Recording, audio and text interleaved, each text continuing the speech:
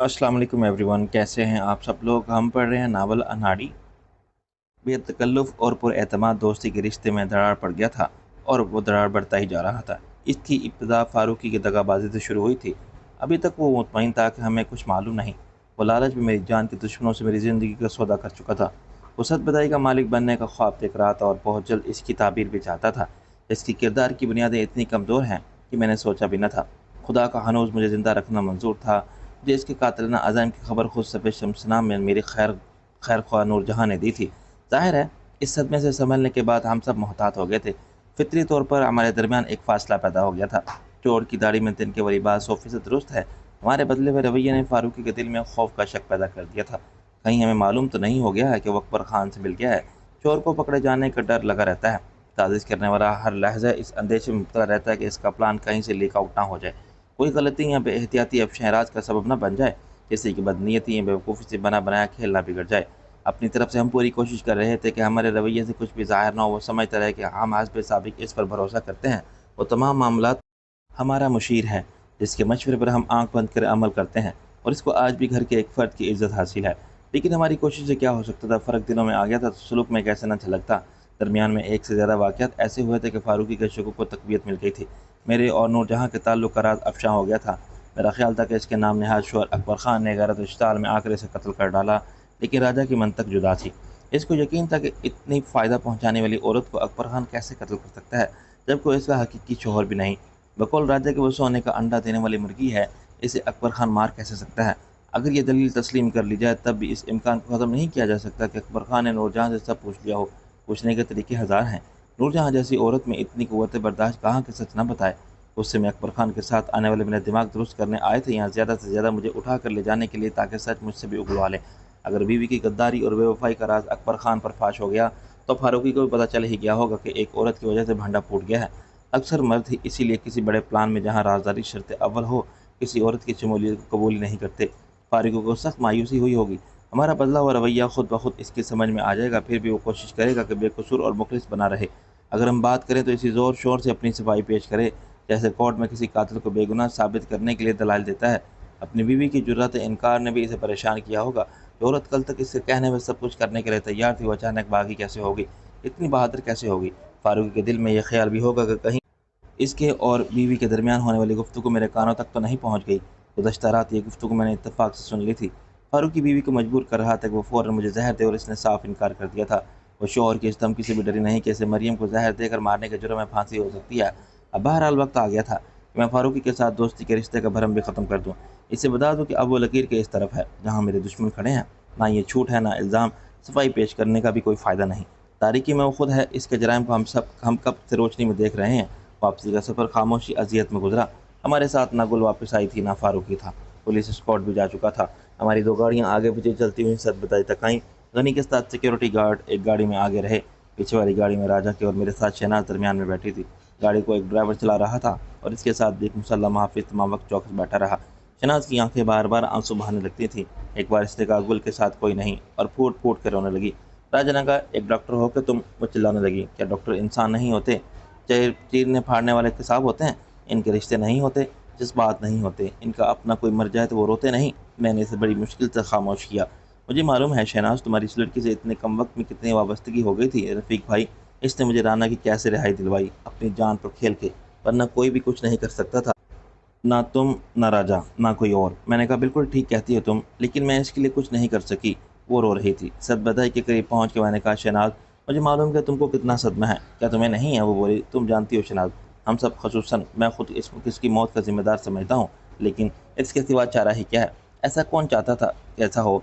हमारे दुख का दर्द एक एक से शिद्दत रखता है। फ़र्क सिर्फ ये है कि तुम रो सकती हो, मैं रो भी नहीं सकता। मैंने कहा, लेकिन मेरी एक मुश्किल और भी है। राजा ने स्पॉट लहजे में मेरे दिल की बात कह दी। शनाज, जितना रोना है अभी रो लो, या बाद में रोना। अभी किसी के सामने कोई बात नहीं होगी। अगर कोई पूछे दुखी नजर आने का सबब, तो तुम्हें कहना कि गुल चली गई है इसलिए। मैंने कहा, शहनाज, तुम्हारा हज़ार एहसान होगी मुझ पर।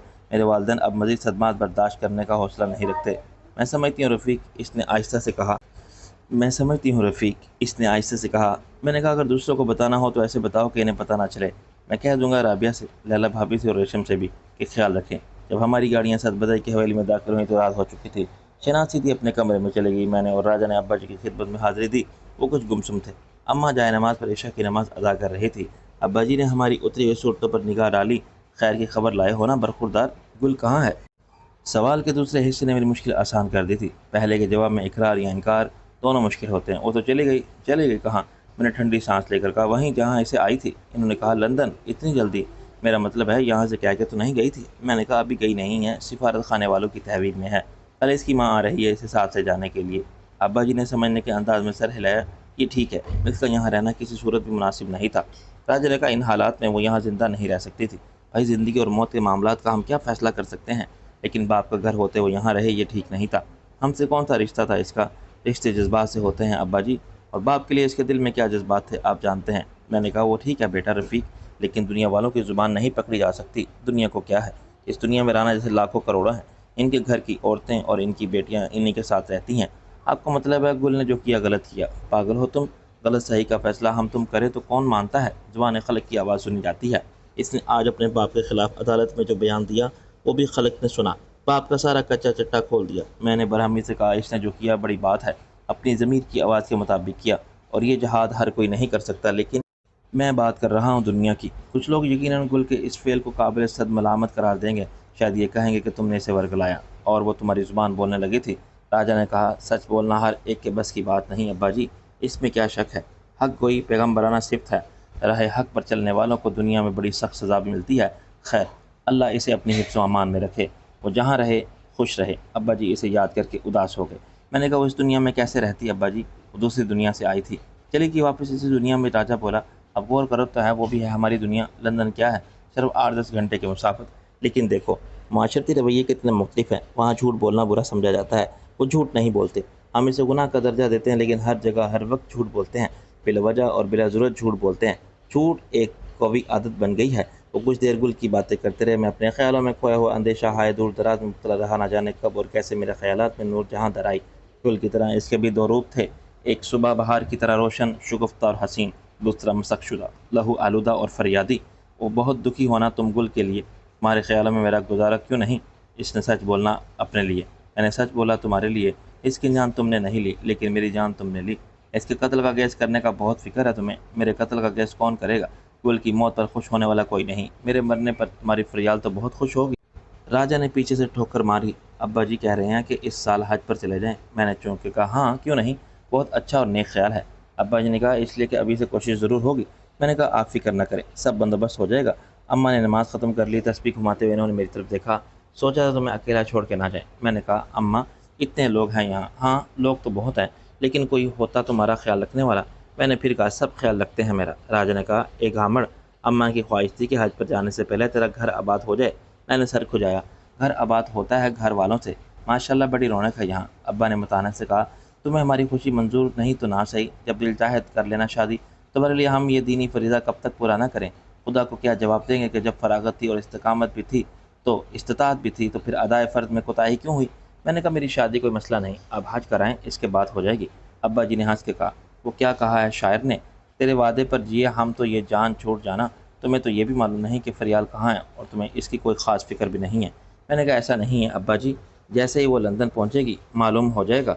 फिर क्या होगा? अब्बा ने कहा, मैं जाके ले आऊँगा उसे। मैंने चिढ़ के कहा, वो ऐसे आने वाली होती रफ़ीक मियाँ तो जाती ही क्यों?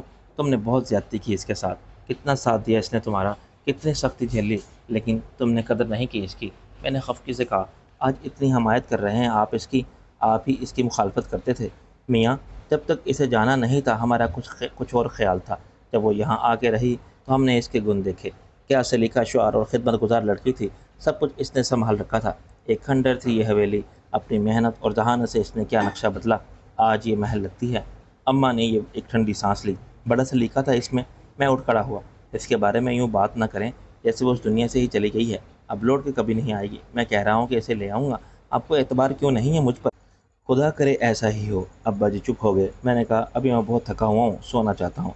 गुल की अंदरनाक मौत पर आंसू बहा कर ख़वातीन अब एक मातमी हल्का बनाए बैठी थी और इसकी बातें कर रही थी। चश्मदीद गवाह सिर्फ डॉक्टर शनाज थी। राबिया ललभा भी और रेशम इससे कुरेद कुरेद के हर बात पूछ रही थी। अदालत में क्या हुआ? राना क्यों नहीं आया था? اس کے بعد عدالت سے نکلنے گل کی گولی کا نشانہ بننے سے پوسٹ مارٹم میں ہر واقعہ کی تفصیل پر ان کے آنسو بہنے لگتے تھے۔ گل کے ساتھ ان کا تعلق کو زیادہ عرصہ نہیں گزرا تھا، لیکن ایک تو اس لڑکی نے اپنے کردار سے سب کو متاثر کیا تھا، پھر اس کی ٹریجڈی بہت غیر متوقع تھی۔ خود مجھ پر اس کا بہت زیادہ اثر تھا۔ خواتین تو ہوتی ہیں رفیق القلب، کھانے کی محض رسم پوری کی گئی تھی، ان حالات میں بھوک کیسے لگتی؟ میں بھی سونے کی اجازت لے کر اٹھ گیا۔ راجہ مجھ سے پہلے ہی چلا گیا تھا، لیکن جاگ رہا تھا۔ میں نے کہا کیا سوچ رہا ہے؟ اس نے میری طرف کروٹ لی۔ کہ رانا اب کیا کرے گا؟ کچھ نہیں، اگر تو سمجھ رہا ہے کہ گرفتاری کے ڈر سے وہ روپوشی اختیار کرے گا تو غلط ہے۔ راجہ نے کہا وہ اسمبلی کا ممبر ہے، آسانی سے ضمانت پر رہائی حاصل کر سکتا ہے۔ اس کی پوری کوشش ہوگی کہ کیس دب جائے۔ ایسے تو ہر کیس دبا دیا جاتا ہے، اس میں اگر برطانوی حکومت ملوث نہ ہوتی تو یہ بھی دب جائے گا۔ پولیس ابھی سے رانا کو شک کا پورا فائدہ پہنچانے کی کوشش کر رہی ہے، تفتیش اگر ہوگی تو کیس کو کمزور کرنے کے لیے۔ میں نے کہا گل کا وکیل شہزاد بڑا جوشیلا ہے، سب وقتی بات ہے، جب ہر طرف سے دباؤ پڑے گا پولیس دلچسپی نہیں لے گی، عدالت میں حاضر کوئی نہیں ہوگا، نہ چلان پیش ہوگا، یا ہوا بھی تو نامکمل ہوگا، اور پھر شہادتیں بھی ختم کر دی جائیں گی، گواہ سامنے نہیں آئیں گے یا منحرف ہو جائیں گے، اور منحرف نہ ہونے تو مار دیے جائیں گے۔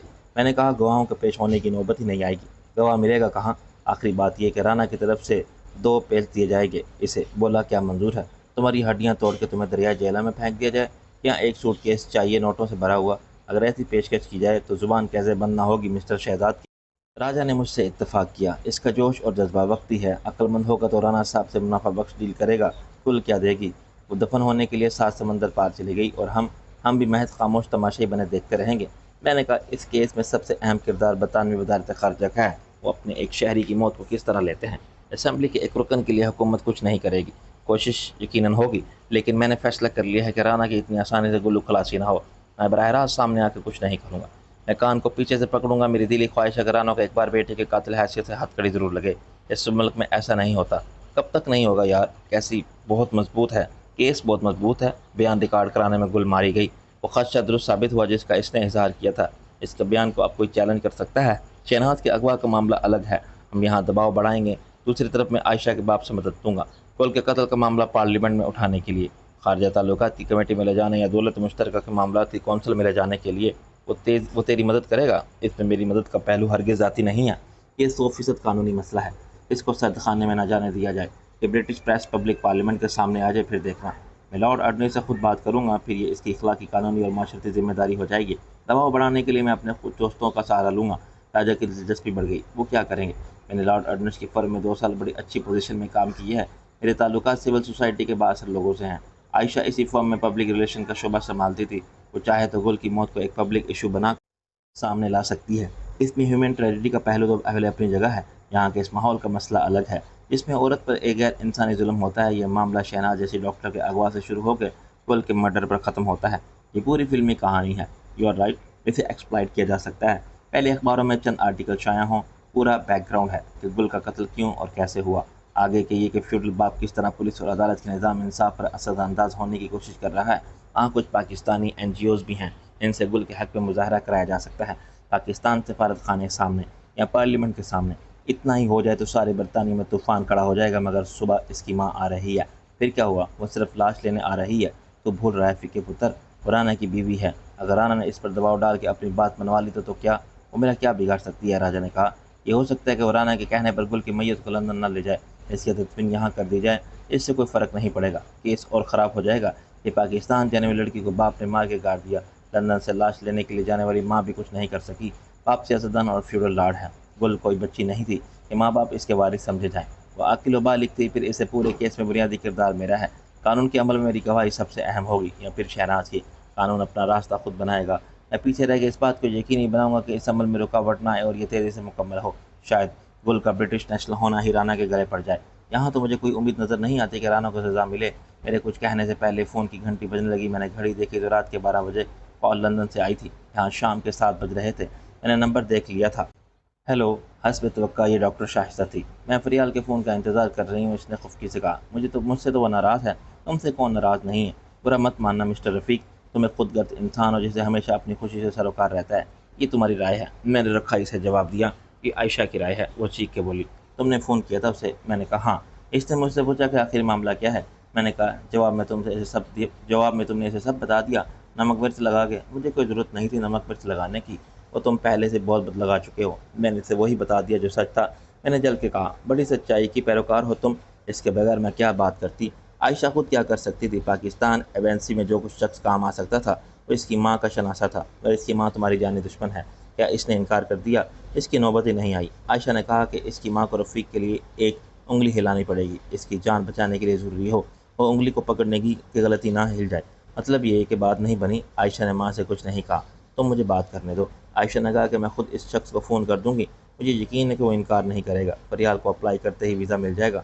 لیکن عائشہ بہت افسوس کر رہی تھی کہ تم نے فریال کے ساتھ ایسا کیوں کیا؟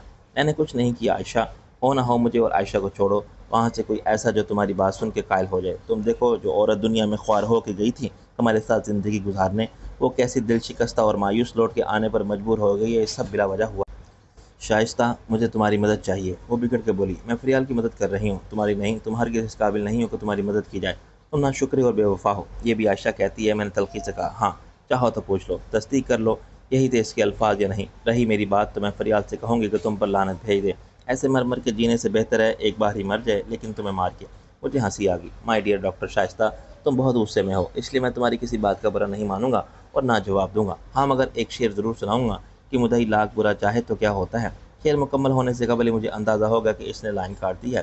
شائستہ کے ساتھ میری کبھی نہیں بنی تھی، اس کے باوجود وہ فریال کی واحد رازدار تھی، اور اس کی مدد سے شامل حال نہ ہوتی تو فریال کے لیے سلطان جیسے پہرے دار کی آنکھوں میں دھول جھونک کے مجھ سے ملاقات کے لیے نکلنا ہی محال ہوتا۔ وہ میرے ساتھ بڑی بے رخی بلکہ کسی حد تک بد اخلاقی سے پیش آتی تھی۔ فریال کے ساتھ اس کی گہری دوستی میرے لیے بالکل ناقابل فہم تھی۔ دونوں کے مزاج میں زمین آسمان کا فرق تھا۔ فریال کے سامنے اس کے ڈاکٹر غیر شائستہ کہا کرتا تھا، اور پھر ایک دن اس کے سامنے بھی کہہ دیا تھا کہ اس کے بعد ہمارے تعلقات مزید خراب ہو گئے تھے۔ شائستہ کے فون نے میری تشویش میں اضافہ ہی کیا تھا۔ مجھے تو یقین تھا کہ وہ اسلام آباد گئی ہے اور وہاں برطانوی سفارتخانے میں ویزا کے لیے اپلائی کرے گی۔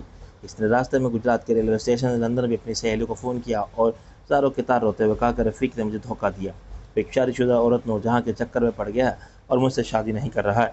غالباً اس نے غصے میں کہا ہوگا کہ اس سے بہتر تھا کہ میں سلطان سے شادی کر لیتی۔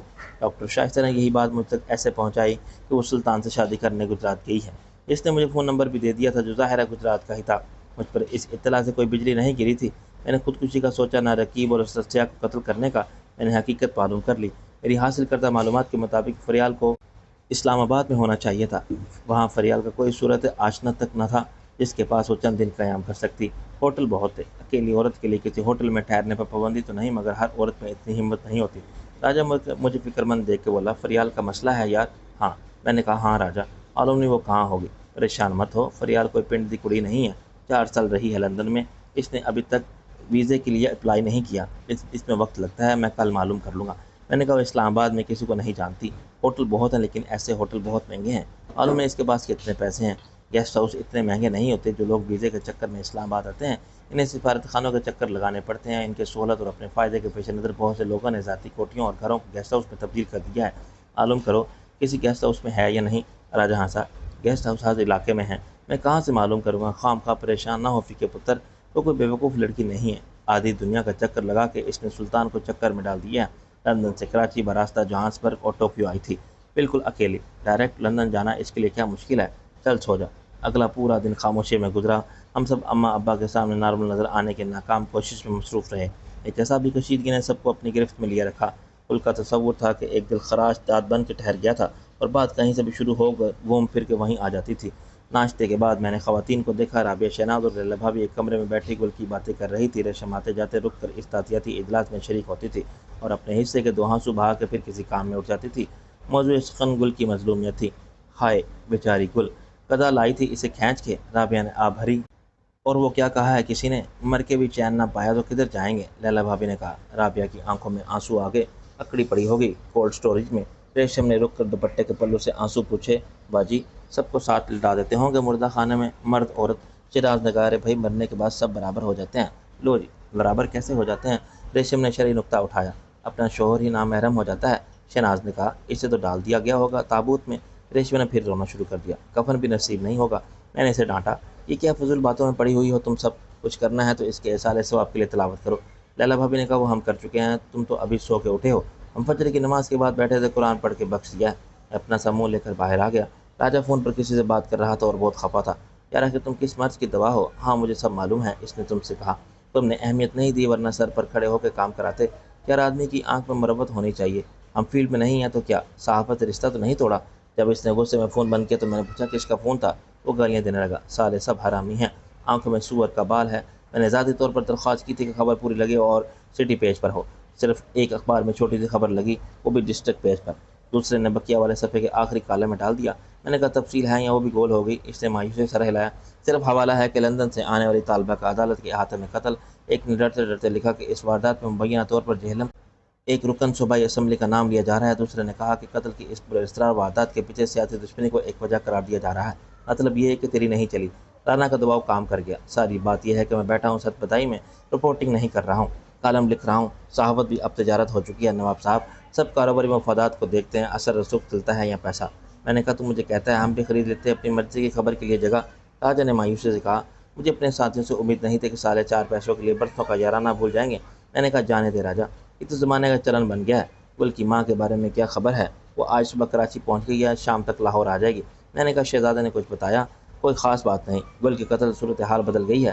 عدالت میں اس کے بیان پر وہ قتل کی رپورٹ اعلیٰ حکام کو یقیناً ارسال کر دی گئی ہوگی، لیکن پولیس کچھ بتا نہیں رہی۔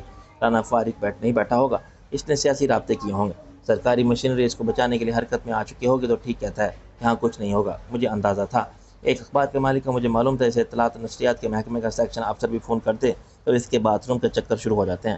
رات بھر نیند نہیں آتی کہ سرکاری اشتہارات بند ہو گئے تو خدا نخواستہ گھر میں فاقوں کی نوبت آ جائے گی۔ دوسرے سے میرا جھگڑا ہوا، کہنے لگا کہ تم خود صحافی ہو، مجھے بتاؤ کہ جہلم کی خبر میں لاہور کے سٹی پیج پر کیسے لگا دوں؟ میں نے کہا کہ صوبائی اسمبلی کہاں ہے؟ لاہور میں، اور خبر میں واضح ہے کہ صوبائی اسمبلی کے رکن کا۔ میں نے کہا سوال یہ ہے کہ رانا اب کیا کرے گا؟ راجا نے اسے گالی دی، جو چاہے کرے، ابھی کچھ معلوم نہیں ہو سکتا۔ پولیس عام لوگوں سے تمام معاملات سیگے راز میں رکھتی ہے، اس کو وہ نمک خوار ایس پی خود بتانے گیا ہوگا کہ معاملات کس رخ پر جا رہے ہیں اور کس طرف موڑے جا سکتے ہیں۔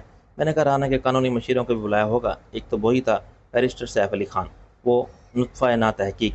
ہمارا قانونی مشیر کہاں غائب ہے؟ میں نے کہا وہ جائے واردات سے محاورے کے مطابق غائب ہو گیا تھا، جیسے گدے کے سر سے سینگ۔ حالانکہ اسے ہمارے ساتھ رہنا چاہیے تھا اور مشورے کے لیے یہاں موجود ہونا چاہیے تھا، اس سے کچھ بعید نہیں۔ رانا کا مشیر بنا ہوا ہوگا، براہ راست نہ صحیح، بلا واسطہ اس کی مدد کر رہا ہوگا، ہماری ہر بات بتا کے۔ ہمیں بہت محتاط رہنا چاہیے، اس کی طرف سے وہ ناقابل اعتماد بلکہ خطرناک ہو گیا ہے، بہتر ہے اسے صاف صاف بات کر لی جائے۔ راجا نے مجھ سے اتفاق کیا، وہ تو ابھی سے ساتھ چھوڑ گیا ہے، حالانکہ ہم نے اسے کچھ نہیں کہا، وہ کھٹک گیا ہے ہمارے رویے سے، اگر اس سے کھل کے بات کی تو پتہ نہیں وہ کیا کرے گا۔ راجا بولا کیا کرے گا؟ شور مچانے کے سوا یہ جھوٹ ہے، ثبوت ہمارے پاس بھی کوئی نہیں۔ بے شک جو نور جہاں نے بتایا سب سچ ثابت ہوا، مریم مر گئی اور میں نے خود سنا۔ فاروق کی بیوی پر دباؤ ڈال رہا تھا کہ جلد از جلد میرا کام تمام کرے، لیکن مسئلہ وہی ہے ثبوت کا۔ اگر شوہر سامنے ہوگا تو بیوی میں اتنی ہمت کہاں ہوگی اقرار کر لے، مان لے کہ فاروقی اس سے کیا چاہتا ہے۔ اس لیے تو کہتا ہوں ایسا رویہ اختیار کر لیا جائے کہ کچھ کہنے کی نوبت میں نہ آئے، اور سامنے آنا بھی چھوڑ دے، یہاں آنے میں اپنی بے عزتی محسوس کرے، ڈھیٹ بھی کہاں تک بنے گا۔ راجا نے کہا میں نے کہا پہلے اپنے تمام ڈاکومنٹ اور فائلیں اس سے واپس لے لیں، اس کے بعد جھگڑا کرنا کیا مشکل ہے۔ راجا نے کہا اس کی جگہ کون لے گا، یہ سوچا ہے تو نے؟ میں نے کہا وکیل بہت ہیں۔ راجا نے کہا دیکھ فقہ پتر، ہمارے قانونی معاملات کے لیے اب ایک وکیل کافی نہیں، فوجداری اور دیوانی معاملات کے الگ وکیل ہونے چاہیے۔ نامور وکیل اپنی گڈ ول کے حساب سے فیس چارج کرتے ہیں اور مقدمے کی نوعیت دیکھ کر بھی۔ سب سے بہتر ہے کہ ہم کسی اچھی لیگل فرم کو اپنے تمام قانونی معاملات کی ذمہ داری سونپ دیں، کانٹیکٹ کی بنیاد پر۔ میں نے کہا یہ جو بیرسٹر شہزاد ہیں اس سے بھی بات کی جا سکتی ہے، ابھی تو اس کے بارے میں کچھ بھی نہیں پتہ نہیں، نوجوان جذباتی اور جوشیلا ہے، مخلص بھی لگتا ہے۔ اس وقت میرے فون کی گھنٹی بجنے لگی، میں نے کہا بڑی عمر ہے اس کی بھی، اور پھر شہزاد نے کہا ہیلو۔ اس نے کہا نواب صاحب گل کی ماں آ گئی ہے، مجھے معلوم ہے شام تک لاہور پہنچے گی، آپ اس سے ملیں گے؟ میں نے کہا اس کا شوہر ملنے دے گا مجھے نہیں معلوم کہ گل کی ماں سے کیا بات ہوئی تھی، ہمارے متعلق اس نے ماں کو کیا بتایا تھا، لیکن رانا بھی اس سے روز بات کرتا ہوگا، اسے ایسے نقطہ نظر سے بتاتا ہوگا کہ ہم کتنے خبیث اور شیطان ہیں۔ لندن میں بیٹھی ہوئی عورت کیا جانے جھوٹ سچ کو، ماں بیٹی کی مانے یا شوہر کی سنے۔ میرا خیال ہے آپ آ جائیں۔ کہاں؟ ہاسپٹل؟ کوئی ہنگامہ نہ ہو جائے۔ نہیں ہوگا، رانا کے قانونی مشیر سیف علی خان نے مجھے فون کیا تھا، وہ چاہتا تھا کہ ہم اس کیس میں زیادہ دلچسپی نہ لوں بلکہ اس سے خود کو الگ کر لوں۔ پھر تم نے کیا جواب دیا؟ اس نے کہا کہ اس مس گل رانا کا وکیل ہوں، صرف وکالت نامے کی حد تک، آگے کا مجھے بھی پتہ نہیں۔ اب کیس ہے ڈاکٹر شہناز کے اغوا کا، اس کی گواہی مس گل رانا کا جرم بری، چشمدید گواہ ایسے ہی مارے جاتے ہیں۔ اب قتل کیس کے مدعی کون ہوگا مجھے نہیں معلوم، آپ کے قانونی معاملات کا غالباً فاروقی صاحب دیکھتے ہیں۔ میں نے کہا دیکھتے تھے، اب ہمارا خیال ہے کہ کسی اور کو اپائنٹ کریں، کیا آپ ان سے مطمئن نہیں ہیں؟ دراصل وہ کارپوریٹ لائر ہے، اب فوجداری مقدمہ کی کسی ماہر کی ضرورت ہوگی۔ گل کے قتل کے کیس میں شہناز کے سوا مدعی کون ہے؟ اس کا باپ تو ہوگا نہیں، شہزاد نے کہا۔ وہ تو معاملہ ختم کرنا چاہتا ہے، ہمارے کچھ دیوانی کیسز بھی ہیں، تم کسی اچھی لیگل فرم کا نام بتا سکتے ہو؟ وہ بولا نواب صاحب یہاں بڑے بڑے نام ہیں، آئینی معاملات پر حکومت کی پیروی کرنے والے بھی ہیں، لاکھوں کروڑوں میں فیس لیتے ہیں۔ ایک فرم میری بھی ہے، یہ تو نہیں کہہ سکتا کہ ٹاپ پر ہے، اتنی مشہور بھی نہیں، لیکن 5 سال میں ہم نے جو کیس لیے ہیں ان میں ہماری کارکردگی کا جائزہ آپ لیں اور پھر خود فیصلہ کریں۔ بات آپ کے لیے فیس کی نہیں، میرے لیے نام کی نہیں۔ میں صرف اتنا یقین دلا سکتا ہوں کہ ہم اپنے ہر کلائنٹ کے ساتھ مخلص رہتے ہیں، دوسرے میرا اصول بے اصول نہیں۔ میں نے کہا یہ بڑی دلچسپی بات کہی آپ نے، میں وہ کیس نہیں لیتا جس میں خود مجھے اطمینان نہ ہو، یہ صرف پیسے کے لیے میں سیاہ کو سفید نہیں کر رہا ہوں۔ میں نے کہا ایسی صورت میں یہ ہو سکتا ہے کہ ہمارے درمیان بھی رفاقت کا ایگریمنٹ ہو جائے، یہ دونوں کے لیے فائدہ مند ہے۔ اگر میں ایک ذمہ داری دوں تمہیں، کیا میں اسے آزمائش کہوں؟ میں نے کہا ہرگز نہیں، اسے دوستانہ تعاون سمجھو۔ معلوم کرو کہ گل کی میت برطانیہ بھیجنے کے کیا انتظامات کیے گئے ہیں، میرا مطلب ہے کب اور کس فلائٹ سے، وہ میں معلوم کر چکا ہوں۔ برطانوی سفارت خانے کی کوشش سے کل تابوت کو پہلے کراچی بھیجا جائے گا، وہاں سے براستہ امارات لندن، اس کی ماں ساتھ ہوگی، شاید باپ بھی ہوگا، یہ ابھی اس کی سیٹ کنفرم نہیں ہے۔ میں نے کہا رانا کیسے جا سکتا ہے عدالت کی اجازت کے بغیر؟ اغوا اور حبس بھیجا کے کیس میں نامزد ملزم ہے۔ سیف علی خان کا مقصد یہی تھا کہ میں قانونی اعتراض نہ اٹھاؤں، اصولاً تو اب تک اسے گرفتار ہو جانا چاہیے تھا۔ اس کے پرانا نمک خوار ایس پی نے مجھ سے جھوٹ بولا کہ رانا صاحب نے ضمانت قبل از وقت گرفتاری لے لی ہے۔ میں نے پوچھا کہ ضمانت کس نے دی اور کب؟ تو وہ جواب دیے بغیر چلا گیا۔ میں نے کہا ضمانت قبل از وقت گرفتاری آدھی رات کو بھی منظور کر لی جاتی ہے، یہ معاملہ ایک رکن صوبائی اسمبلی کا، اور وہ ذاتی مچلقہ دے سکتا ہے، دوسرے رکن اسمبلی کو ضامن بنا سکتا ہے اور عدالت اصلاح کہے تو سامنے پھینک سکتا ہے۔ اسے روکنے کی ایک صورت ہے، آپ اس کے خلاف گل کے قتل کا پرچہ کٹوا دیں، اتنا آسان بہرحال نہیں ہوگا۔ ایک کام میں کر سکتا ہوں، وہ کیا؟ میں نے کہا اگر آپ مجھے وکیل کر لیں تو میں آپ کی طرف سے برطانوی سفارت خانے میں درخواست لگا سکتا ہوں کہ گل کے ساتھ جانے والا رانا رجب علی سنگین فوجداری معاملات میں ملوث ملزم ہے، اس کا ویزا منسوخ کیا جائے، ورنہ کہا جائے گا کہ سفارت خانہ ایک ملزم کو فرار کرانے میں معاون ہے۔ میں نے کہا تم درخواست لگاؤ، میں آج ہی وکالت نامے پر سائن کرتا ہوں شام کو، جب تک دستخط نہیں ہوں گے میرے پاس اختیار نہیں ہوگا۔ وہ بولا۔ میں نے سوچ کے کہا میرے دستخط زیادہ مشکل نہیں ہیں، میں نے دیکھے ہیں، مس گل رانا کے بیان پر آپ نے بطور گواہ سائن کیے تھے۔ وہ بولا اگر تم بنا لو تو مسئلہ حل ہو سکتا ہے۔ وہ بولا یہ جال سازی ہوگی لیکن میں آپ کی اجازت سے کروں گا۔ تیسرے پہر غنی ہمیں لاہور لے گیا، اس نے اپنے ساتھ ایک مسلح سیکیورٹی گارڈ کو رکھا، وہ خود بھی مسلح تھا اور بھرے ہوئے ریوالور ہمارے پاس بھی تھے۔ رہتاس کے قلعے کو کراس کر کے جیسے ہی کار جی ٹی روڈ دینا کے موڑ پر پہنچی، میں نے لارڈ ارنسٹ کا نمبر ملایا۔ لندن میں صبح کے 10:30 بجے تھے، لارڈ ارنسٹ آفس میں تھا، کالج کی سیکرٹری نے وصول کی نام سے وہ مجھے فوراً نہیں پہچان سکی، پھر پہچان کی۔ I am sorry Rafiq, rush of work. میں نے کہا اٹ از اوکے، لارڈ مصروف تو نہیں ہے؟ تمہاری خوش قسمتی ہے کہ وہ ایک ہفتے باہر رہ کے آج ہی لوٹا ہے، ابھی کچھ دیر میں اس کی میٹنگ ہے وزارت خارجہ کسی عہدیدار سے۔ میں نے کہا پھر تو میری فوراً اس سے بات کروا دو۔ لارڈ ارنسٹ نے عادت کے مطابق بڑی گرمجوشی کا مظاہرہ کیا۔ ہیلو رفیق، تمہیں میری یاد کیسے آ گئی؟ How are you? فائن۔ میں نے کہا ہر بات مجھے ہی کام پڑتا ہے تم سے۔ وہ ہنسا۔ بلا تمہید شروع ہو جاؤ۔ میں نے کہا لارڈ یہ ایک انتہائی افسوسناک معاملہ ہے اور تمہارا براہ راست تو اس سے کوئی تعلق نہیں ہوگا، لیکن ہر انسانی مسئلہ بہرحال اتنا ہی تمہارا ہونا چاہیے جتنا میرا۔ میں مختصر بتاؤں گا، تم نوٹ کرتے جاؤ۔ بولو۔ میرے پاس 15 منٹ ہے، میں کوشش کروں گا کہ 14 منٹ میں بات ختم کر دوں۔ میں نے کہا اور اختصار کے ساتھ ہر ضروری تفصیل شامل کر کے گل کا پورا کیس اسے بتا دیا۔ مجھے یقیناً بہت دکھ ہوا۔ وہ بولا اب جلدی بتا دو مجھے کرنا کیا ہوگا۔ میں نے سب لکھ لیا ہے۔ میں نے کہا نمبر 1، اس لڑکی کے باپ کو برطانیہ آنے کی اجازت نہیں ملنی چاہیے، ایک مجرم ہے۔ نمبر 2، گل کی ڈیڈ باڈی کو یہاں نہ روکا جائے، اس کی تدفین لندن میں ہو۔ نمبر 3، اس کے قتل کی تفتیش اسکاٹ لینڈ یارڈ کرے۔ کیوں؟ کہ پاکستان کی پولیس بھی کر سکتی ہے۔ میں نے کہا آف کورس، لیکن مجھے یقین ہے کہ یہاں پولیس رپورٹ میں جانبداری برتی جائے گی، کیس کسی کو مورد الزام قرار دیے بغیر کلوز ہو جائے گا۔ غیر جانبداری سے تفتیش ہو تو قاتل یقیناً اس کا باپ ثابت ہوگا، لیکن قتل پاکستان میں ہوا ہے۔ میں نے کہا گل برٹش نیشنلٹی تھی، اگر سفارت خانہ تفتیش پر عدم اطمینان ظاہر کرے تو مقامی پولیس کی مدد کے لیے اسکاٹ لینڈ یارڈ سے شبہ قتل کے ماہرین بلائے جا سکتے ہیں، وہ یہاں اپنی تفتیش مکمل کر کے رپورٹ دے سکتے ہیں۔ اس نے کہا میں دیکھتا ہوں۔ اور اس سلسلے میں کیا ہو سکتا ہے جس شخص پر اتنے سنگین الزامات ہوں، اس کو ویزا جاری ہونے کا تو سوال ہی نہیں۔ اگر ایسا ہو گیا تو میں اسے لندن ایئرپورٹ سے واپس بھجوا دوں گا۔ دوسری پرابلم، مجھے کچھ نہیں کرنا، سفارت خانہ خود اس کی اجازت نہیں دے گا، یعنی اس کی ماں بھی راضی ہو جائے۔ پھر بھی نہیں، وہ کوئی بچی نہیں تھی، اس کے والدین کا کسی قانونی معاملے میں کوئی اختیار نہیں۔ میں نے کہا تیسرا معاملہ اصل ہے، مجھے بات کرنی ہوگی وزارت داخلہ سے، ہمارے سفارت خانے کی رپورٹ پر سب منحصر ہے۔ اگر انہوں نے بھی کہا کہ کیا نام تھا اس کا، گل کے قتل کی تفتیش پر اس کا باپ اثر انداز ہوگا۔ کیا قتل کے شعبے میں اس کا نام بھی مشکوک افراد میں شامل ہے؟ انفیکٹ اس کے سوا کسی اور پر شک کی گنجائش ہی نہیں۔ یہ بات گل نے اپنے آخری بیان میں مجسٹریٹ کو بتا دی تھی۔ پھر اس کی حفاظت کا مناسب بندوبست کیوں نہیں کیا گیا؟ یہاں کی پولیس کے انتظامات ناقص تھے، تسلی بخش نہیں تھے، ورنہ قتل کیسے ممکن ہوتا؟ گل کا باپ سیاستداں ہے اور کرپٹ پولیس پر ہر طرح سے اثر انداز ہوتا ہے، سیاسی طور پر بھی اور رشوت سے بھی۔ وہ ثبوت اور گواہ غائب کر دیں گے اور معاملہ کولڈ اسٹوریج میں چلا جائے گا۔ بالآخر یہ نہیں ہونا چاہیے۔ انکوائری مکمل اور غیر جانبدارانہ نہ ہونی چاہیے، ایسا ہی ہوگا۔ وہ بہرحال برٹش نیشنل تھیں، اس معاملے میں ہم بعد میں تفصیل سے ڈسکس کر سکتے ہیں۔ میں نے کہا شیور۔ عائشہ کیسی ہے اور اس کی ماں؟ Everybody is just fine. اس نے کہا بائے۔ اس میں سمجھ آ گئی تھی، راجہ بولا، بات اتنی پیچیدہ نہ تھی کہ غلط، سیدھا سادہ مسئلہ تھا۔ میں نے کوئی آؤٹ آف دی وے رعایت نہیں مانگی تھی، اور سب سے بڑھ کر یہ کہ اپنے لیے کچھ نہیں کہا تھا۔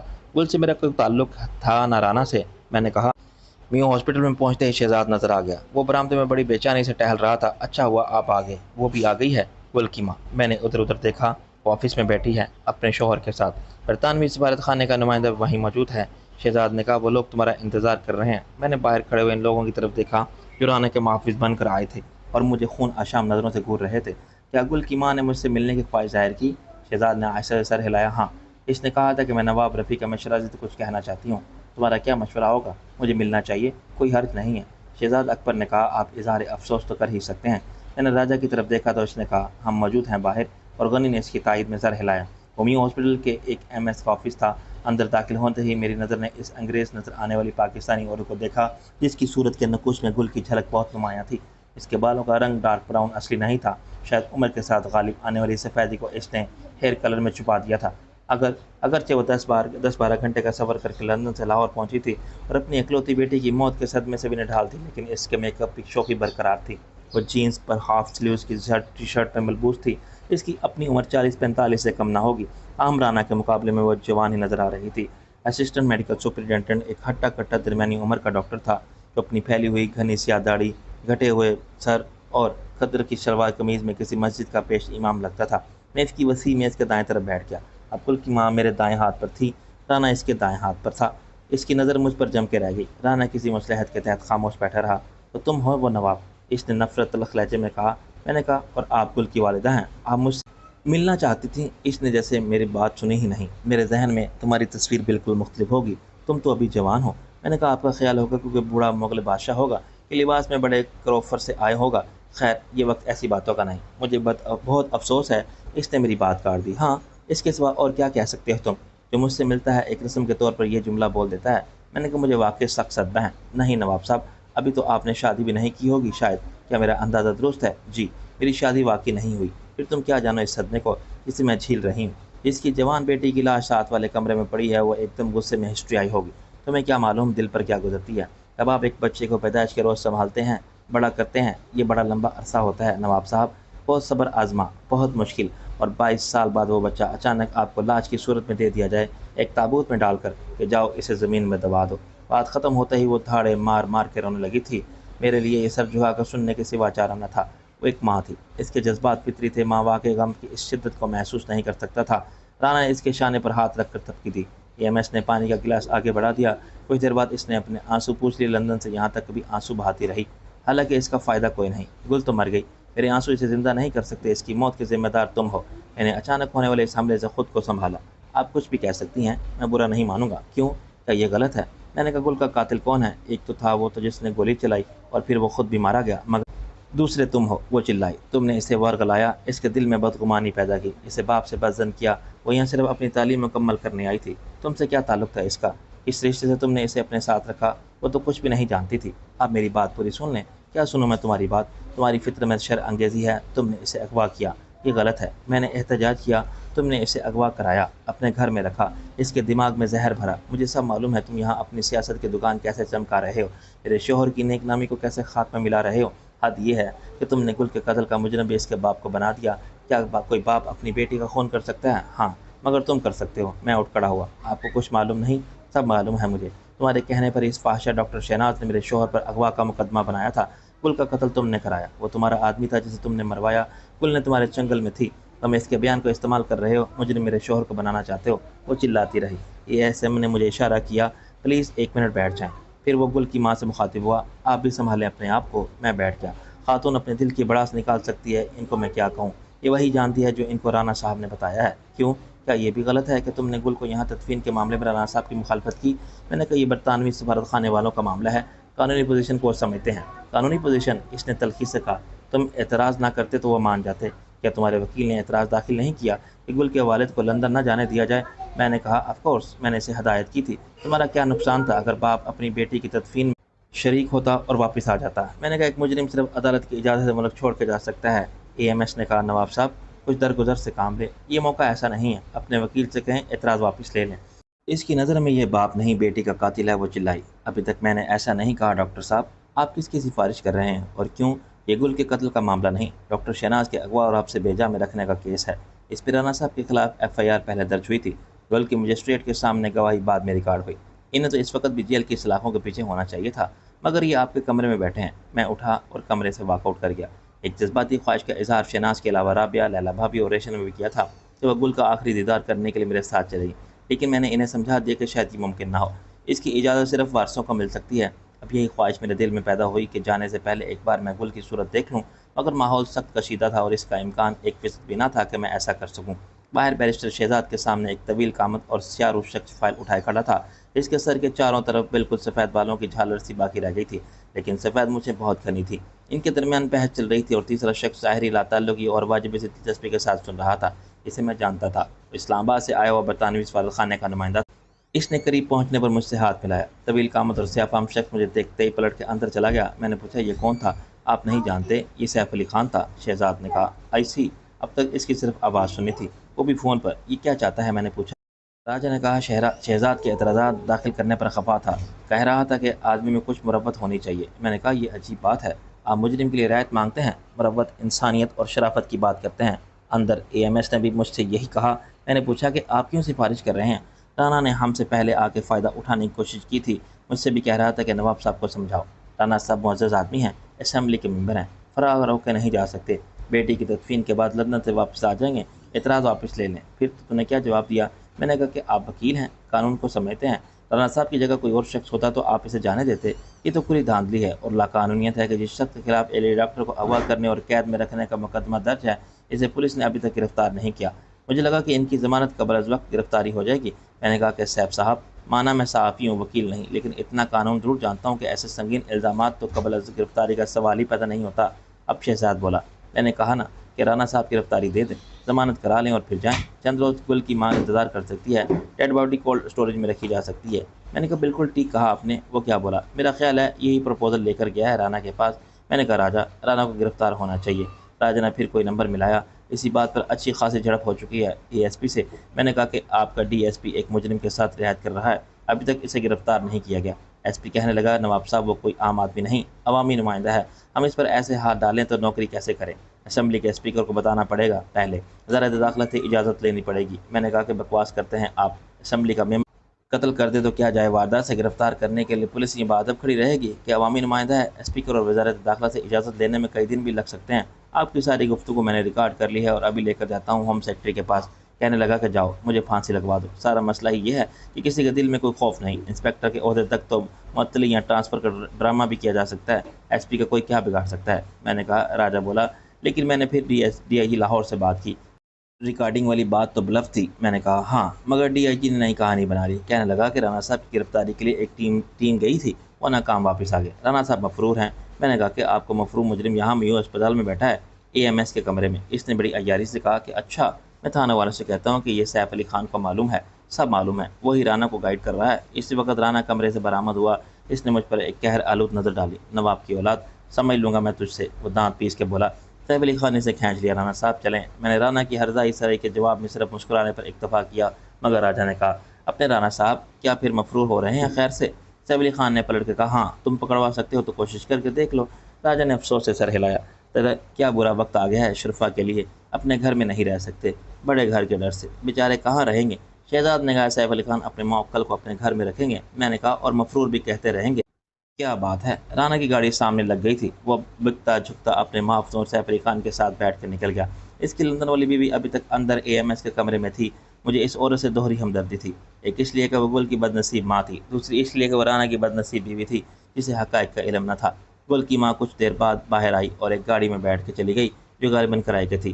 ہاں، برطانوی سفارت خانے کا نمائندہ ہمیں کہیں دکھائی نہیں دیا، اب وہاں ٹھہرنے کا کوئی جواز باقی نہیں رہا تھا، مگر راجہ کچھ دیر رک کے دیکھنا چاہتا تھا کہ DIG صاحب نے رانا کی گرفتاری کے لیے تھانے سے پولیس بھیجنے کا جو وعدہ کیا تھا، اسے وہ پورا کرتا ہے یا نہیں رہتا۔ میرا خیال تھا کہ DIG نے ایک صحافی سے جان چھڑانے کے لیے جھوٹ کا سہارا لیا ہوگا۔ 10-15 منٹ میں وہاں علاقے کے تھانے کے ایک موبائل پہنچ گئی اور اس میں سے ایک سب انسپکٹر کی سربراہی میں 4 ماتحت مشتمل ٹیم اتر کے AMS کے کمرے میں داخل ہوئی تو قدرتی طور پر مجھے حیرانی ہوئی۔ पारेश एक एएमएस बड़ी खफकी दिखाता हुआ बाहर आया। गलत थी आपकी इत्तला, आपने देख लिया, यहाँ कोई मफरूर मुजरिम नहीं है। टीआईजी को किसी सहाफ़ी ने मुतला किया था। सब इंस्पेक्टर ने इधर उधर देखा, यहाँ कोई सहाफ़ी नहीं आया। एएमएस ने कहा। फिर इसकी नज़र मुझ पर पड़ी तो वो कुछ अपसेट हुआ। मैंने कहा डॉक्टर साहब, इत्तला गलत नहीं थी, बस ये लोग हस्बे आदत इस वक्त आए जब मफरूर मुजरिम दोबारा मफरूर हो गया। सब इंस्पेक्टर मेरी तरफ आया। डीआईजी साहब को आपने फ़ोन किया था? एएमएस कुछ खफीफ हुआ। इंस्पेक्टर साहब, ये नवाब रफ़ीक अहमद शरादी हैं, इस बदाई से तशरीफ़ लाए हैं। राजा बोला। फ़ोन मैंने किया था आधा घंटा पहले। अब इतना टाइम तो लगता है ना जनाब, मोबाइल थाने में हर वक्त खड़ी नहीं रहती। इंस्पेक्टर ने नागवारी से कहा और मोबाइल में बैठ के रवाना हो गया। इसने अपना फ़र्ज़ पूरा कर दिया था। मुजरिम अगर पहले ही फ़रार हो गया था तो इसका क्या कसूर? मेरे इत्मीनान के लिए ये बात बहुत थी कि राना को गिरफ्तारी के डर से भागना पड़ा। इससे ये ख़तरा ज़रूर महसूस होता होगा कि शनाज के अगवा और हफ्स भेजा में वो नामज़द मुलजिम है और इस डर से वो अपने घर में नहीं रह सकता। राना के लिए महफूज ठिकाने बहुत थे। लाहौर इस्लामाबाद के अलावा भी न जाने इसने कहाँ कहाँ कोठियाँ बना रखी थी। इसके वकील ने मातहत अदालत में दरख्वास्त बराए ज़मानत दाखिल करने में देर नहीं लगाई होगी, लेकिन इस बार मामला किसी मज़ार या मुलाजिम का नहीं था। मुद्दई एक डॉक्टर थी जिसकी पुश्त पनाही पाकिस्तान मेडिकल एसोसिएशन कर रही थी, जिसका साथ देने वाला राजा जैसा नामवर सहाफ़ी था और एक ताकतवर सियासी हरीफ बन के सामने आलवसत बताई कि नवाब इस सूरत हाल को पूरी तरह एक्सप्लॉइट कर रहा था। रही सही कसर इसकी अपनी बेटी ने पूरी कर दी थी, जो आई तो अपनी तालीम मुकम्मल करने के लिए थी, लेकिन यहाँ हक़ व बातिल की जंग में फरीक बन के इसके मुकाबिल खड़ी होगी, फिर इसी चक्कर में मारी गई। हम अपनी गाड़ी की तरफ जा रहे थे कि मैंने सिफारत खाने के नुमाइंदे को देखा। कुछ कहने के लिए बेताब था और तेज़ तेज़ कदमों से हमारी तरफ आ रहा था। फिर रुक गया। नवाब साहब, अच्छा हुआ कि आप मिल गए, निकल जाते तो मुझे फ़ोन करके बुलाना पड़ता। वो बोला। मैंने कहा ऐसी क्या बात हो गई है? इसने कहा वो दरअसल गुल की माँ आपसे मिलना चाहती है। मैंने कहा इनसे एक मुलाकात काफ़ी है। इसने कहा इन्होंने मुझसे कहा था कि ये पैगाम आप तक पहुँचा दूँ कि एयरपोर्ट पर आपका इंतज़ार करेगी। एयरपोर्ट पर? क्या वो वापस जा रही है? मेरा ख्याल था कि आपके इल्म में होगी ये बात। रात की फ़्लाइट पर इनकी बुकिंग है। वो बोला ऑफ कोर्स, डेड बॉडी के साथ, और इनके शोहर। इनकी सीट कंफर्म हो गई थी, लेकिन किसी वजह से इनका प्रोग्राम बदल गया है। हुमायूनी खेज़ अंदाज में मुस्कुराया। फ़्लाइट रात 2 बजे टेक ऑफ करेगी। राजा ने कहा एयरपोर्ट पर तो होंगे वो भी, अपने राना साहब भी। इसने नफ़ी में सर हिलाया। खातून ने कहा है कि वो मौजूद नहीं होंगे। अच्छा मैं चलता हूँ, मुझे कुछ इंतज़ामात करने हैं। इसके जाने के बाद मैंने कहा बात कुछ समझ में नहीं आई। खातून को और कौन सी बात याद आ गई है जो कहने से रह गई? ऐसी क्या बात हो सकती है जो राना के सामने कहीं नहीं जा सकी? वजह कुछ भी हो सकती है, राजा ने सोचते हुए कहा। यह मालूम करने के लिए हमें जाना पड़ेगा एयरपोर्ट, राजा ने सोचते हुए कहा। मुझे इसमें किसी साजिश की बू आती महसूस हो रही है फ़िके पुत्र। इसमें तेरी नाक का कोई कसूर नहीं, तेरी नाक कुछ और सूंघने के काबिल नहीं रही। मैंने कहा लेकिन राजा, अभी सिर्फ 7 बजे हैं। 2 बजे की फ़्लाइट के लिए मुसाफिर 12 बजे रिपोर्ट करते हैं, अभी 5 घंटे हैं। ऐसी कोई बात थी तो इस मोहलत से फ़ायदा उठाया जा सकता था। आखिर वो कहाँ ठहरी होगी? इस कोठी में जहाँ से गुल को उठाया गया था, राजा बोला। राइट, और शोहर नामदार जो वैसे तो मफरूर है इसके साथ होंगे कि, लेकिन एयरपोर्ट पर वो साथ नहीं होंगे। राना की मौजूदगी वो हमसे फ़ोन पर भी बात नहीं कर सकती। राजा ने कहा अब तो जाना लाजमी हो गया है। दरमियान में हायल 5 घंटे गुजारने के लिए राजा ने अपने कुछ पुराने दोस्तों से मुलाकात की और इनसे बहुत गिला शिकवा किया। इतनी जल्दी वो अपने साथी रिपोर्टर को नज़रअंदाज करने लगे हैं। इनमें से कुछ शर्मिंदा भी नहीं हुए। इन्होंने इल्ज़ाम मालिकों पर या एडिटर साहब पर रख दिया कि हमने तो स्टोरी फाइल कर दी थी, आगे दबा दी गई तो हमारा कसूर नहीं। एक नौजवान ने प्रेस क्लब में राजा से मुलाकात की। हम इस वक्त खाना खा रहे थे। राजा इस सूरत से जानता था। इसने कहा कि वो राजा के कालम बड़े शौक से पढ़ता है और ख़ुद भी कालम निगार बनना चाहता है। राजा ने बुजुर्गों की तरह कहा बरखुरदार, दुनिया में कामयाबी का सिर्फ एक म्यार रह गया है, पैसा। पहले सहाफ़त की एक मिशन थी, अब पैसा है वो आउट ऑफ पैसा। एंड नो इज़्ज़त। वो कुछ मायूस हुआ। बाज़ औक़ात मैं अभी मायूस हो जाता हूँ। राजा ने कहा इसीलिए कह रहा हूँ, दुनिया में और भी बहुत पेशे हैं, तुम अभी जवान हो, निकल जाओ किसी मुनाफे बख्श पेशे के में। यहाँ बैठे रहे असूल और ज़मीर साहब के चक्कर में तो कुछ नहीं मिलेगा ख्वारी के सिवा। सर मैं कुछ बताने आया था। इसने राजदारी से कहा। आपकी जो स्टोरी थी राना साहब के बारे में, क्या ये दुरुस्त है? क्या लंदन से आने वाली बेटी को इन्होंने खुद ही कत्ल करवा दिया है? तुम क्यों पूछ रहे हो? राजा बोला। मैंने वो स्टोरी फॉलो की थी, मुझे पता चला था कि इस लड़की का क्या नाम था इसका, गुल राना। मैंने कहा यस, इसका कातिल एक वाइट करोला से फायर करके फ़रार हुआ था, लेकिन इसे किसी ने गोली का निशाना बनाया। गाड़ी इस वक्त मोड़ काट रही थी, यहाँ बेकाबू होकर दाएं तरफ मुड़ गई थी और फिर उलट गई। इसकी लाश मुर्दा खाने से गायब हो गई है। राजा चौंका। ये तुम क्या कह रहे हो? यस सर, ऐसा ही हुआ है। इसके पास शनाख्त की कोई चीज़ नहीं थी, लिखा गया कि नामालूम शख्स। मैंने कहा एक पान वाले ने इसे देखा था। वो मुस्कुराया। गलती की थी इसने, इसकी सज़ा मिलेगी, आइंदा कभी ऐसा नहीं करेगा। गायब कैसे हो गई वो लाश? इसका पोस्टमार्टम हुआ, रिपोर्ट लिखी गई, लाश का वारिस कोई नहीं आया तो इसे एक खैराती इदारे के मुर्दा खाने में भेज दिया गया, वहाँ से लावारसों के कब्रिस्तान पहुँचा दिया गया। ये सब 24 घंटे में हुआ। यहाँ तो वारिस आए और इन्हें लाश दिखाई नहीं गई। लोग तो आते हैं जिनका कोई अजीज़ लापता हो जाए वो हॉस्पिटलों में ही देखते हैं और मुर्दा खानों में भी, और कोई ना आए तो 3 दिन इंतज़ार ज़रूर किया जाता है। राजा ने कहा तुम ठीक कह रहे हो, इतनी जल्दी करने की क्या जो वजह थी होगी? वो आगे झुक के बोला इसकी गाड़ी थाने में पड़ी है, لیکن اسے اندر سے دھو دیا گیا ہے، میں خود دیکھ کے آیا ہوں۔ وہ چوری کی گاڑی تھی، ایک ہفتہ پہلے چوری ہوئی تھی۔ اصل مالک سیالکوٹ کا ایک تاجر ہے، اس نے رپورٹ لکھوا دی تھی کہ وہ عالم روڈ کے ایک ریسٹورینٹ میں کھانا کھانے گیا تھا، رات کے وقت واپس آیا تو گاڑی غائب تھی۔ تم نے یہ پوری سٹوری فائل کی اور فالو کی، تمہارا یہ جذبہ یقیناً مجاہدانہ ہے اور قابل قدر بھی، لیکن اس کی سخت ناقدری ہوئی۔ وہ مایوسی سے بولا، ہاں، جب تم آگے بڑھو گے تو ہر قدم پر تمہیں احساس ہوگا کہ یہ راستہ کتنا کٹھن ہے۔ تمہیں دوسرے راستے پر چلنے کی ترغیب ملے گی جو فائدہ مند اور آسان ہوگا۔ تم مزاحمت کرو گے تو نقصان اٹھاؤ گے۔ ہر شخص میں مزاحمت کی قوت ایک جیسی نہیں ہوتی، مجھ میں ہے سر، وہ جوش سے بولا۔ ہاں ابھی ہوگی، تم میں ذمہ داریاں جو نہیں ہیں۔ جب تم ایک گھر چلاؤ گے، بیوی بچے ہوں گے، ان کی ضروریات اور خواہشات کا دباؤ ہوگا، مثلاً اچھے گھر، گاڑی اور اچھی تعلیم کا، اور خدا نخواستہ تم پر بوڑھے ماں باپ، بیمار ماں باپ کی دیکھ بھال کا بوجھ بھی آ گیا، تو پھر ہر منافع بخش پیشکش پر تمہاری قوت مزاحمت کم ہوتی جائے گی۔ تم سوچنے لگو گے کہ کیا فائدہ آخر اس جہاد کا۔ اب میری حوصلہ شکنی کر رہے ہیں، وہ مایوسی سے بولا۔ میں تمہیں پہلے سے آنے والے وقت کے حقائق کے بارے تصویر دکھا رہا ہوں، ابھی سے تیاری کر لو۔ آج کتنا حوصلہ ہے تم میں، یہ جاننے کے لیے تمہارا ایک ٹیسٹ لوں گا، راجا نے کہا۔ وہ چونکا، ٹیسٹ؟ ہاں ٹیسٹ۔ راجا نے کہا، بولو تم تیار ہو، آپ بتائیں۔ جو کچھ تم نے ابھی بتایا، فرض کرو یہی تمہیں عدالت میں آ کے بتانا پڑے، میں تمہیں رانا کے خلاف ایک گواہ کے طور پر طلب کر لوں، کیا تب بھی تمہارا یہی بیان ہوگا؟ اس کا چہرہ پھیکا پڑ گیا۔ سر، میں کچھ عرصہ قائم رپورٹر کے ساتھ رہا، تھانے کچہری سے مجھے بہت ڈر لگتا ہے۔ میں نے دیکھا ہے کہ وہ کس طرح مقدمات بناتے ہیں اور تھانوں میں اقبال جرم کیسے کرائے جاتے ہیں۔ میں خود تو نہیں ڈرتا، لیکن میرے بھائی کو ملوث کر لیا تو؟ میری ایک بہن یونیورسٹی میں پڑھتی ہے، پولیس کے ہتھ کنڈے ایسے ہوتے ہیں کہ… راجہ مسکرانے لگا۔ ٹھیک ہے برخوردار، اچھا ہوا میری بات فوراً تمہاری سمجھ میں آ گئی۔ میں تمہیں کس طرح بھی مورد الزام نہیں سمجھتا، آدمی بزدل بنتا ہے انہی رشتوں کی وجہ سے۔ ضروریات کے بھی آدمی کی مجبوری بنتی جا رہی ہے، جاؤ صحافت کرو، کام اور پیسہ کماؤ۔ وہ جس طرح خفیف اور شرمسار ہو کے اٹھا، اس پر مجھے افسوس ہوا، پھر اسے ایسی آزمائش کی امید بھی نہیں ہوگی۔ راجا نے اچھا ہی کیا جو اسے فوراً عملیت پسندی کا سبق پڑھا دیا۔ آدمی اگر غازی یا شہید اور ایک مرتبے پر فائز ہونے کے لیے آگے بڑھنے کا حوصلہ رکھتا ہو، خواہشات میں کسی قلندر کی طرح قناعت اختیار کر لے، تب بھی رشتوں کی زنجیر کتنا بے بس اور مجبور کر دیتی ہے۔ وہ نوجوان صحافی جلد سمجھ گیا تھا۔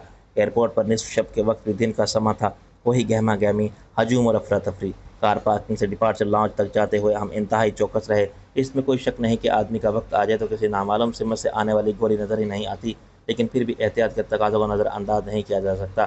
کنی اور اس کے ساتھی محافظ ہمارے ساتھ رہے اور ہر طرف نظر دوڑاتے رہے۔ گل کی ماں کو راجا نے پہلے دیکھا، وہ ڈپارچر لاؤنج کے باہر ایک کرسی پر اکیلی بیٹھی چائے یا کافی پی رہی تھی۔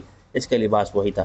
یہ اندازہ کرنا مشکل تھا کہ پلاسٹک کے رنگین کرسیوں پر اس کے آس پاس جو لوگ بیٹھے ہیں، ان میں سے اسے سی آف کرنے والے کون سے تھے۔ مجھے اس عورت پر بہت ترس آیا۔ وہ جوانی میں یقیناً بہت خوبصورت رہی ہوگی اور اب بھی اچھے کپڑوں میں، میک اپ اور ہیئر اسٹائل کے ساتھ پرکشش نظر آ رہی تھی۔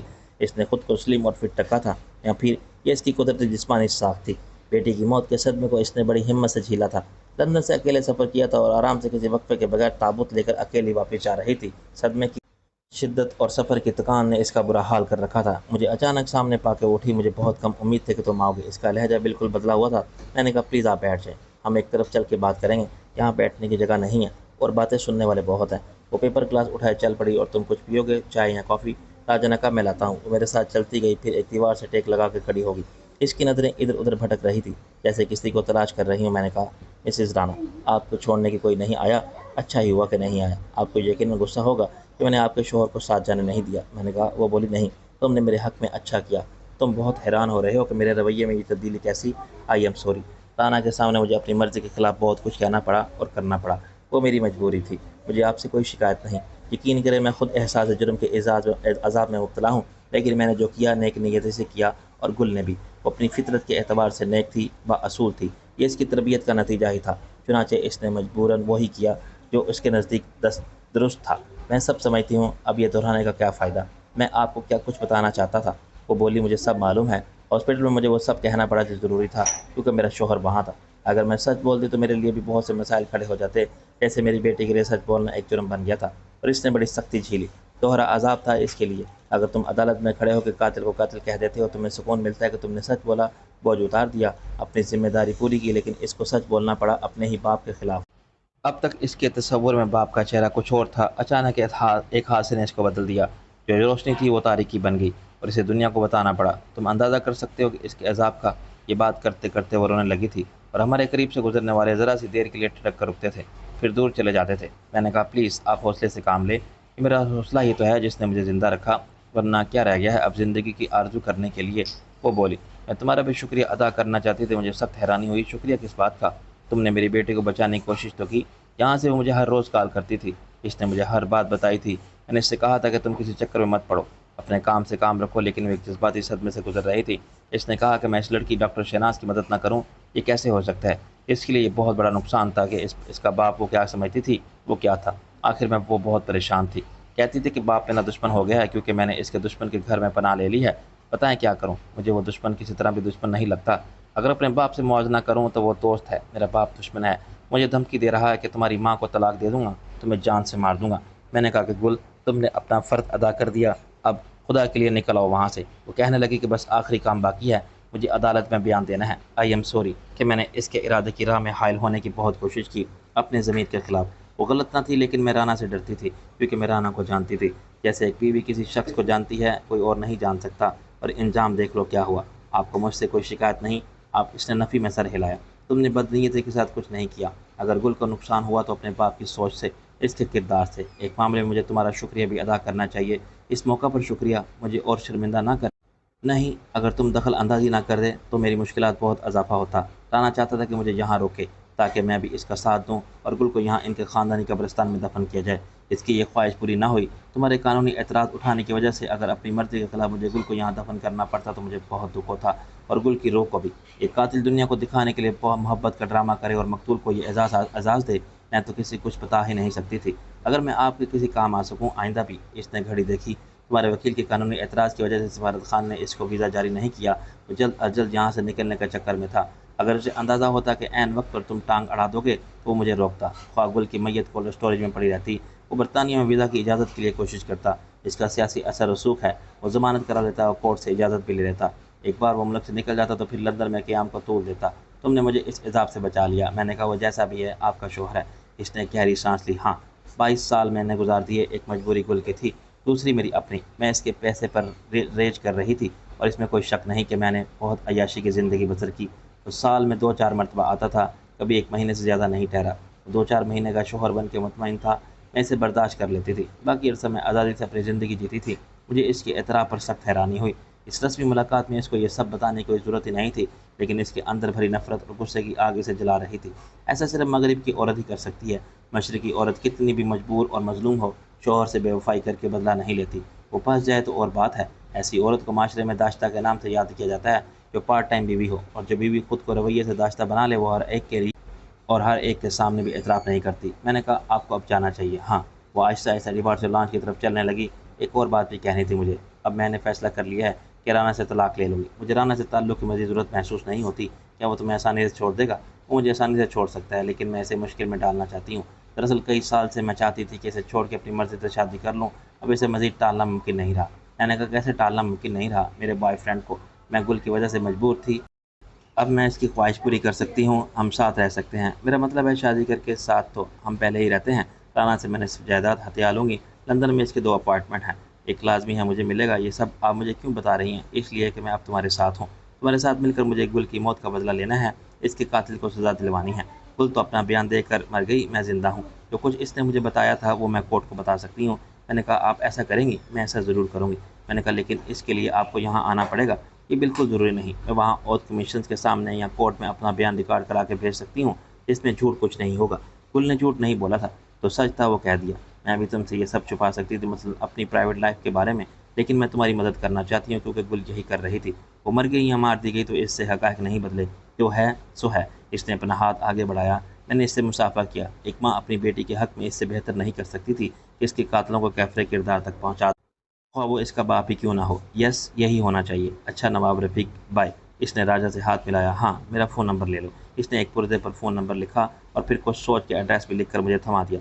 राजा ने इसे सारी गुफ्तगू में कोई मुदाखलत नहीं की थी और खामोशी से सब सुनता रहा था।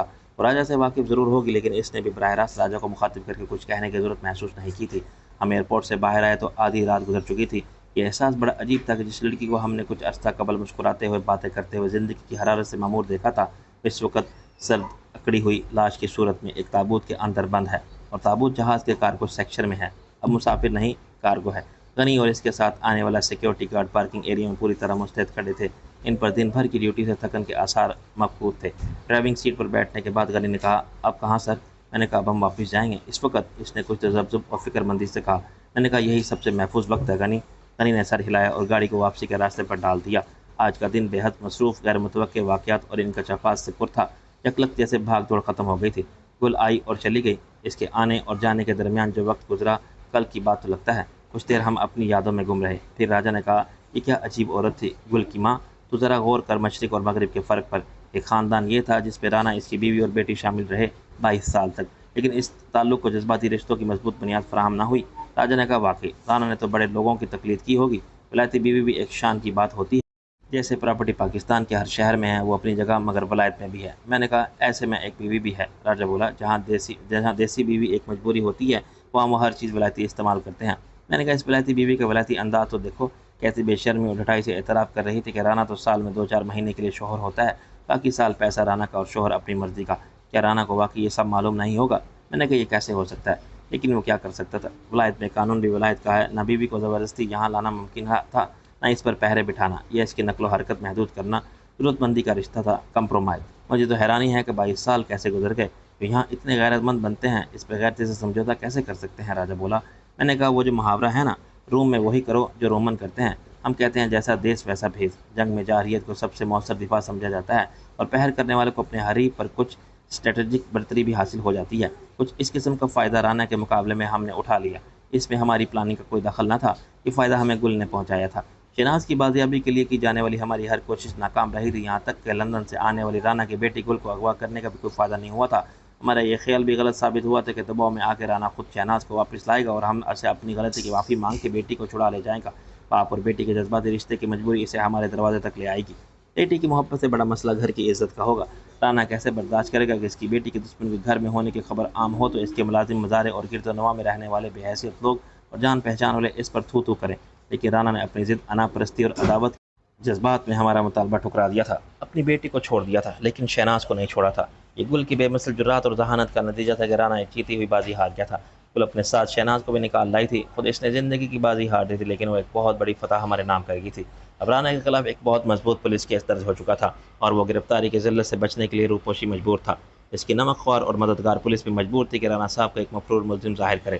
فی الحال رانا اس پوزیشن میں نہیں تھا کہ ہمارے خلاف کوئی جارحیت کر سکے۔ وہ محصور ہو گیا تھا اور ایک کے بعد دیگر اس کی ہر کوشش ناکامی سے دوچار ہوتی رہی تھی۔ ہم نے اس کو باہر جانے سے روک دیا تھا، اور اس کے لیے قانون کو خریدنا یا اپنے اثر و رسوخ سے بے دخل بنانا مشکل کر دیا تھا۔